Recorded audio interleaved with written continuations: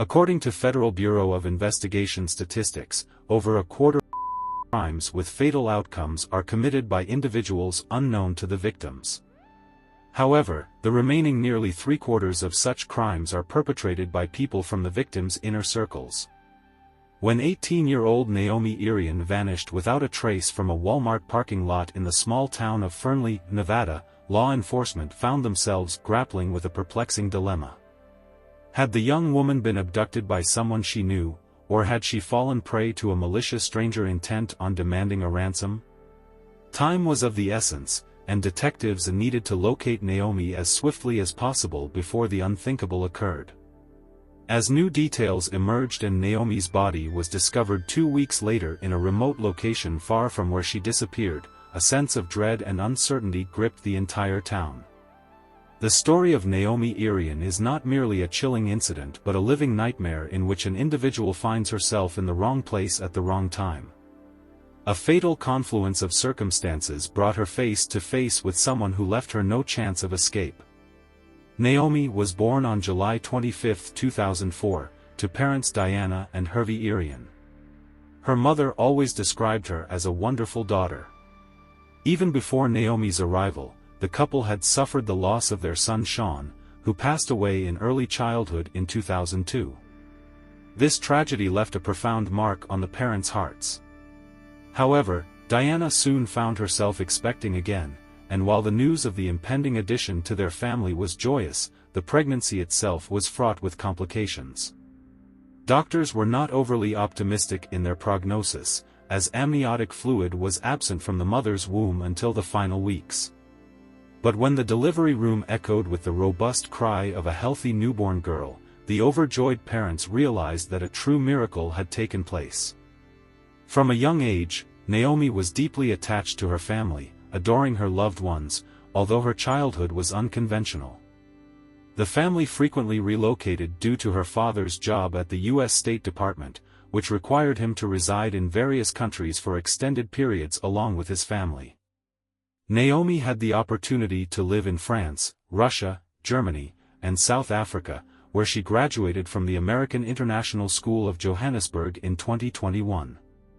Despite the strict routine at home and the firm rules set by her parents, the girl appreciated this structure, as it provided a sense of stability.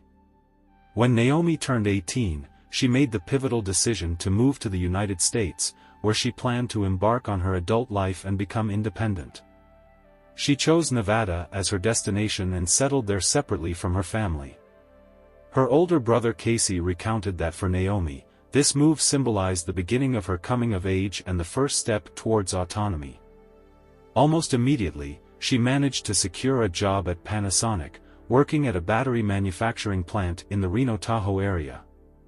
Uncommonly responsible for her age, the young woman set herself the goal of saving up enough money to purchase her own home in the future. However, March 2022 shattered all her plans.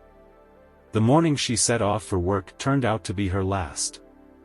Due to the remote location of the Panasonic plant from residential areas, employees did not have to make their own way to work.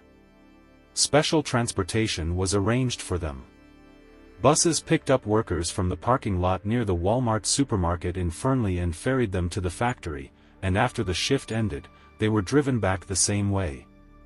Naomi always left her car in the same parking spot so that she could later reach home without any extra hassle. March 12, 2022, began like any other day for her. Waking up early, she put on her work uniform, a blue shirt with the corporate logo, a gray sweater, dark shoes, and gray sweatpants. Then, grabbing her bag, she got into her car and headed to the Walmart parking lot, where she was to wait for the bus. Around 5 in the morning, surveillance cameras captured the moment she parked.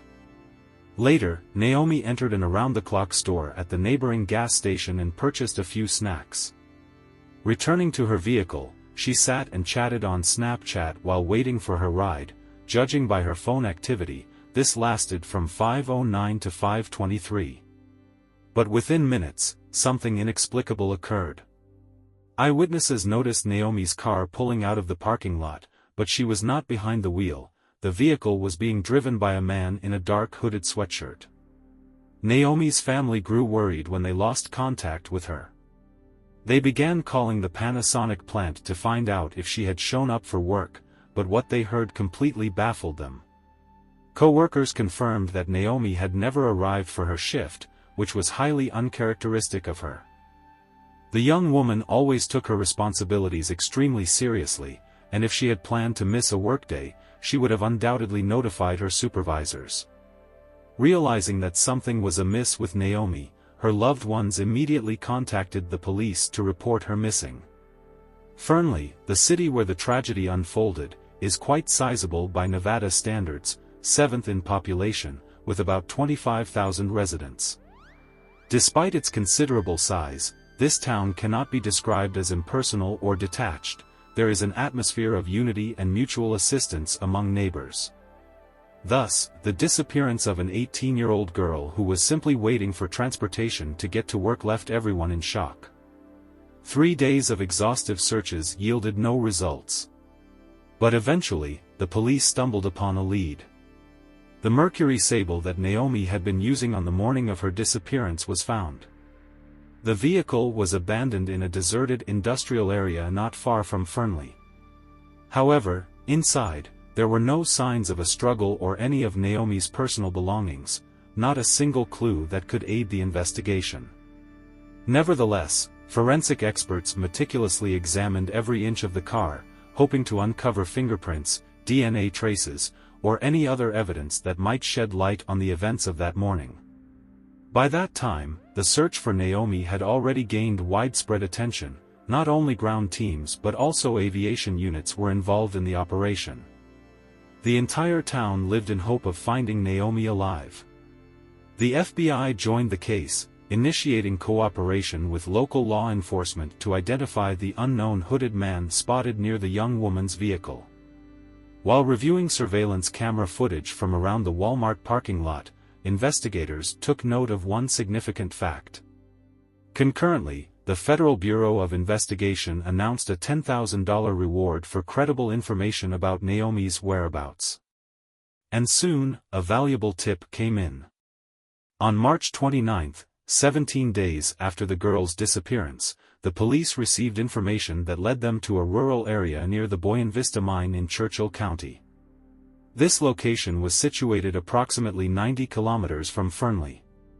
The surroundings made a bleak impression, a desolate, desert-like expanse, completely cut off from civilization. As law enforcement surveyed this remote terrain, their gaze fell upon a patch of ground that appeared to have been disturbed. Moving closer, they instantly understood. Before them lay a shallow grave. As they began excavating, they soon came across a woman's body. Further examination confirmed that these were the remains of 18-year-old Naomi Irion. Medical examiners determined that the cause of death was 2 gunshot wounds to the head and chest. Moreover, investigators discovered evidence of physical that the girl had endured before her demise.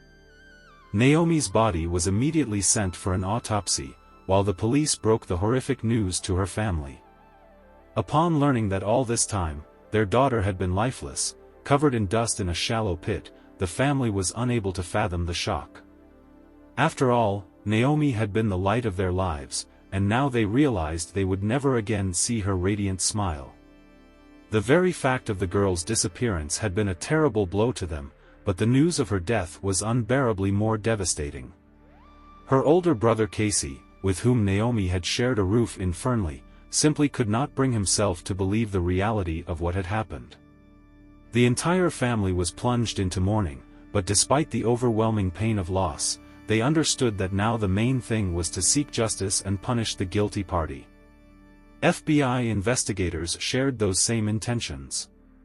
And they were already hot on the heels of the prime suspect. The key to his identity lay in the surveillance camera footage recorded on the morning of the day Naomi was last seen. It appeared that there had been someone else in the Walmart parking lot that night. The cameras captured a man in a gray hooded sweatshirt, dark jeans, and sneakers wandering among the vehicles. At 5:24, he approached Naomi's Mercury Sable. After standing by the driver's side door for a bit, the perpetrator nonchalantly opened it and got behind the wheel. Naomi, visibly frightened, moved over to the passenger seat. In an instant, the car sped off. Later, eyewitnesses described the stranger as a bald, bearded man. He had arrived at the crime scene in a dark Chevrolet Silverado pickup truck. The Federal Bureau of Investigation determined that the suspect was between 30 and 40 years old and most likely lived somewhere nearby. However, law enforcement did not have to search for his trail for long. The man was apprehended a few days before Naomi's body was discovered in Churchill County. Even without knowing for certain her fate, investigators had no doubt that he was involved in her disappearance. The detained individual was named Troy Driver. But who was he? What was he doing in the Walmart parking lot in the early morning hours of March 12? Was the attack on Naomi his first offense, or did he already have a criminal past? Detectives ascertained that Troy Driver was far from a random passerby in the criminal world. He had embarked on his sinful path at a very young age. When Troy was just 12, he was first punished with community service for animal cruelty. This unfortunate fact spoke volumes about the boy's proclivities. 2 years later, in 1994, 14-year-old Driver again came to the attention of the police. This time, he was taken into custody for a series of brazen break-ins, weapons theft, and store robberies. The court handed down a sentence in the form of probation, which was essentially just a slap on the wrist. But Troy's criminal exploits did not end there. Just 10 months later, as an unruly adolescent, he was removed from parental care and sent to a juvenile correctional facility in Shasta County. The reason was an armed robbery. The youth had pointed a loaded gun at a peer, apparently with the intention of robbing him. When a juvenile affairs inspector inquired about Troy's motives, he artlessly replied that it was easier to rob people than to work honestly and earn money. As the deputy sheriff later testified, after this incident, Driver definitively stepped onto the slippery slope of lawlessness. At 15, he developed an addiction to drugs and soon to alcohol as well. But the turning point came with one event in April. In 1997, Troy Driver, now an adult, progressed beyond minor offenses and muggings, committing a far more serious crime. He was sentenced to 15 years in prison for his involvement in a felony against a minor. After the act, Troy and his accomplices disposed of the victim's body by throwing it off a cliff on Highway 128 and then burning the victim's car to destroy evidence. The incident took place near Geyserville, California. Driver was charged with a whole slew of crimes: armed robbery, illegal possession of a firearm, burglary, and complicity in a felony. In the summer of that same year, he pleaded guilty to all counts. After serving a 15-year term, Troy was released in 2012 under the supervision of the probation service. But just 2 years later, in 2014, his criminal record was expunged, as it was believed he had reformed and no longer posed a threat to society. As subsequent events demonstrated, these assumptions were erroneous. In March 2022, Troy Driver once again exhibited his brutal nature, causing the tragic death of 18-year-old Naomi Irion. At the time of the crime, he was working as an excavator operator at the Boyan Vista mine owned by KG Mining and living with his girlfriend in the town of Fallon. On the eve of Naomi's disappearance, Troy informed his partner that he was going on a hiking trip on March 11th to 12th. At first glance, there was nothing unusual about this. He often ventured into nature, even leaving his mobile phone at home. Later, his girlfriend confessed to the police that Driver had an unhealthy interest in serial killers. He would literally immerse himself in books and podcasts about maniacs, studying the details of their atrocities with a morbid fascination. Moreover, Troy questioned her daughter about the schedules and routes of the company bus that picked up employees from the Walmart parking lot. He was curious about how many people usually boarded the bus and at what time it departed. Incidentally, this was the very bus Naomi used to get to work. But the most compelling evidence of Troy's involvement came from DNA analysis. The genetic material recovered from the girl's body was a perfect match with the suspect's samples. Investigators acted swiftly. As early as March 25, 2022, 41-year-old Troy Driver was arrested at his residence in Fallon. Initially, he was charged with kidnapping, but as the body of evidence grew, the list of crimes steadily increased: first-degree intentional homicide, abduction, robbery, car theft, and concealment of evidence. In July 2022, after receiving additional results from forensic examinations, was added to the indictment. Despite the irrefutable proof gathered against him, Driver stubbornly refused to admit his guilt on any of the counts. This meant that the Irion family faced a painful and exhausting trial. The investigation established that on the morning of March 12, Troy was in the Walmart parking lot with a single purpose: to commit a crime. He singled out his victim, crept up to Naomi's car, and, threatening her with a weapon, forced her to open the door and let him inside, after which he abducted the girl. Most likely, Driver took Naomi to a desolate area in Churchill County, where he first and then brutally murdered her, shooting her with a firearm. He then buried the mutilated body in a shallow grave, left her car at the crime scene, and switched to his own pickup truck. The killer discarded the girl's cell phone and even changed his tires in an attempt to cover his tracks. Throughout the entire time Troy Driver was in custody at the Lyon County Jail awaiting trial, events unfolded that significantly influenced the course of the subsequent investigation and court proceedings. One of them was of crucial importance. On August 18, 2022, detectives received a letter in which Troy confessed to the crime. Initially, he had passed this confession to his former girlfriend, hiding the sheet between playing cards, and she, in turn, handed it over to investigators. The contents of the letter were not disclosed in full, but some excerpts leaked to the press. In his message, Driver claimed that he had not been acquainted with Naomi before that fateful morning. He also denied being driven by any personal motives or base passions. 2 days later, another pivotal event occurred. On August 20, 2022, Troy attempted suicide, preferring to escape justice and punishment for his misdeeds. Fortunately, that attempt proved unsuccessful. Driver spent the remainder of 2022 in continuous transfers from one solitary cell to another, periodically undergoing examinations by prison psychiatrists. In November, doctors declared him sane and fit to stand trial. Troy also assured the prison staff that he had no intentions of taking his own life again. However, on March 7, 2023, he made a second attempt to settle scores with life, this time inflicting bodily harm on himself, but once more, he failed to achieve his goal.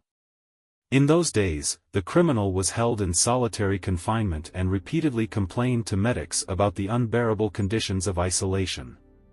In June 2023, Troy was returned to a maximum security facility. It seemed his mental state had finally stabilized, and his behavior raised no concerns. On August 6, 2023, guards noted that the inmate was adhering to his usual daily routine and appeared quite composed.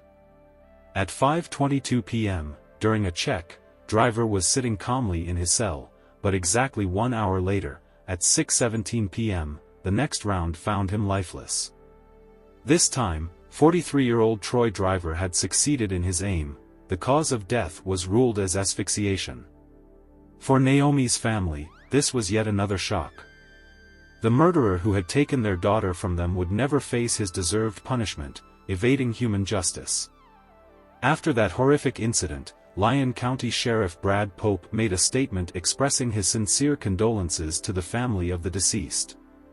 He also emphasized that the evidence collected against the suspect was irrefutable. In his words, Troy had shown himself to be a coward who had preyed upon a defenseless young girl. Many had hoped to see him in the dock, but Driver's faint-hearted escape left a bitter taste of disappointment for Naomi's loved ones, investigators, law enforcement, and the entire community. The sheriff noted that to the very end, the killer remained a craven villain who preferred to shirk responsibility for his actions. In conclusion, Pope added that he felt no sympathy whatsoever for Troy. Naomi had barely turned 18 when her life was cut short by the cruelty of one wretch who had gone on the prowl that fateful night. She was a bright and kind individual who brought joy to everyone around her. Now, her mother Diana will never see her daughter graduate, build a career, start her own family, and look to the future. Naomi's funeral took place on April 10, 2022. According to her mother, it seemed as though the entire community had gathered to pay tribute to her memory. Her brother Casey, a Navy veteran and Apple employee, thanked the residents of Fernley for their support during those darkest of days. He admitted that he could not even imagine how much worse everything could have been without the help and comfort that people had extended to them. Diana recalled happy moments associated with her daughter and wanted to honor her life one last time. She knew that Naomi would not have condoned any other kind of farewell. To organize a dignified funeral, caring individuals started a fundraiser, and the necessary amount was collected very quickly. Naomi always looked at the world with optimism and refused to let sorrow and despair consume her heart. Her mother had no doubt, if the girl had been destined to live a long life, she would have made this world a better place. Unfortunately, her journey was cut short far too soon and in such a tragic way. Thank you for watching this story. Write your thoughts about it in the comments. Don't miss the future videos, subscribe and like the channel.